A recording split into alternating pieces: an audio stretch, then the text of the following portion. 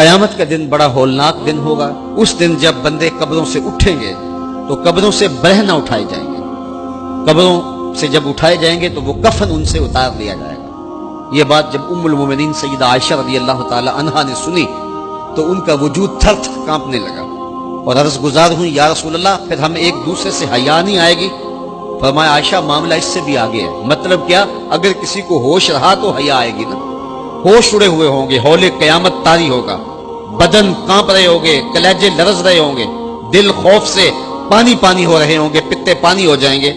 تو حشر کے میدان میں جب لوگ جائیں گے تو سب سے پہلا سوال جو رب لوگوں سے پوچھے گا وہ کیا ہوگا؟ صحیح حدیث میں آتا ہے ان اول ما یحاسب بہ العبد بصلاتہ، قیامت کے دن بندوں سے اللہ تعالیٰ سب سے پہلا سوال یہ پوچھے گا کہ کیا تم نے نماز پڑھی تھی؟ سب سے پہلا سوال یوم حشر میں قیامت کے دن نماز کے بارے میں۔ اور اللہ تعالیٰ جل شانہ قیامت کے دن لوگوں کو اپنے حضور سجدہ ریز ہونے کا حکم دے گا کہ آج مجھے سجدہ کرو۔ دنیا پر کوئی سجدہ کرتا ہے یا نہیں کرتا؟ قیامت کے دن تو چاہے گا کہ ابھی سجدہ ریز ہو جاؤں، بلکہ کافر بھی چاہیں گے کہ ہم بھی سجدہ ریز ہو جائیں۔ جب اللہ کی طرف سے سجدے کا حکم ہوگا تو بتوں کو سجدہ کرنے والے بھی سوچیں گے کہ آج ہم رب کو سجدہ کریں کہ اس کے حکم کی تعمیل ہو جائے، لیکن سجدہ کرنا چاہیں گے تو بے نمازیوں کی کمر اکڑ جائے گی۔ وہ سجدہ کرنا چاہیں گے بھی لیکن سجدہ نہیں کر سکیں گے، اور پھر رب کے سامنے جو ذلت اٹھانا پڑے گی، جو رسوائی اٹھانا پڑے گی، اس کو لفظوں کا پیراہن نہیں دیا جا سکتا۔ اور پھر جو بے نمازی ہوں گے اللہ کے حضور سجدہ نہیں کر پائیں گے، اللہ تعالیٰ انہیں اس صف میں کھڑا کر دے گا جس صف میں فرعون کھڑا ہوگا، نمرود کھڑا ہوگا، حامان کھڑا ہوگا، قارون کھڑا ہوگا، ابی بن خلف کھڑا ہوگا۔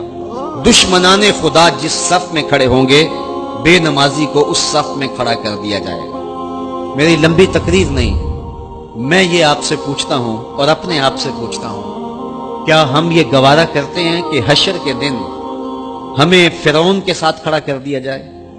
کیا یہ ہم گوارا کرتے ہیں کہ حشر کے دن ہمیں نمرود کے ساتھ کھڑا کر دیا جائے؟ کیا یہ ہماری طبیعت اس کو برداشت کر سکے گی کہ رسول اللہ کے دشمنوں کے ساتھ ہمیں کھڑا کر دیا جائے؟ اور کیا میری مائیں اور بہنیں اور بیٹیاں یہ گوارا کر سکتی ہیں کہ رسول اللہ کی راہوں میں کانٹے بچھانے والی ام جمیل کے ساتھ انہیں کھڑا کر دیا جائے؟ یقیناً ہم کبھی نہیں چاہیں گے، ہم یہ رسوائی کبھی برداشت نہیں کر سکتے۔ ان کے پاس کھڑا ہونا ہی قیامت ہے، ان کے ساتھ کھڑا ہونا ہی عذاب ہے، اور پھر ان کے اوپر لعنتیں بھی برس رہی ہوں گی اور ان کے چہروں کے اوپر تارکو لک مل دی جائے گی اور وہ رسوائیوں کے گڑے میں ہوں گے۔ تو ان کے ساتھ کھڑا ہونا تو بہت بڑا عذاب ہوگا، اور اگر کوئی تکلیف بدنی نہ بھی ہو تو ہم یہ گوارا نہیں کرتے کہ خدا کے دشمنوں کے ساتھ کھڑے ہوں۔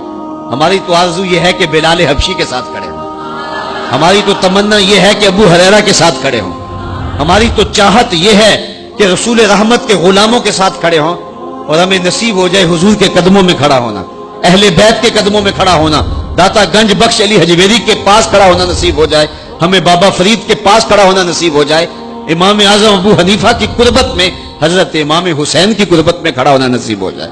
ہم تو یہ چاہیں گے کہ اس زمرے میں آئیں۔ کل میں نے عرض کیا تھا 2 ہی برادریاں رہ جائے گی قیامت کے دن، باقی ساری برادریاں ٹوٹ جائیں گی، ساری عمارتیں ٹوٹ جائیں گی، صرف 2 برادریاں، ایک یہ برادری جس کا سردار ابو جہل ہوگا، ابو لہب ہوگا، اور ایک وہ برادری جس کے سردار محمد عربی ہوں گے۔ اب جو بے نماز ہوگا اس کو کدھر کھڑا کیا جائے گا؟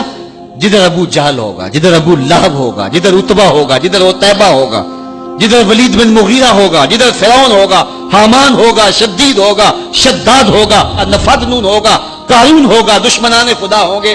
بے نمازی کو صف میں کھڑا کر دیا جائے۔ 6 گھنٹے کی تقریر نہیں کرتا، ان 2 لفظوں کو سمجھ لیں۔ کیا ہم گوارا کر سکتے ہیں کہ اس صف میں نہ کھڑے ہوں جس صف کی امامت رسول اللہ کر رہے ہوں، بلکہ اس صف میں کھڑے ہوں جہاں فرعون کھڑا ہو، نمرود کھڑا ہو، حامان اور قارون کھڑا ہو؟ تو یقیناً ہم تو اس تصور سے کانپ جائیں کہ ہم ادھر کھڑے ہوں گے۔ تو پھر آج دعا کی اس محفل کے اندر یہ عزم کر کے اٹھو کہ جان جائے تو جائے، نماز نہ جائے۔ 5 گانا نماز شعار زندگی بنا لیں گے۔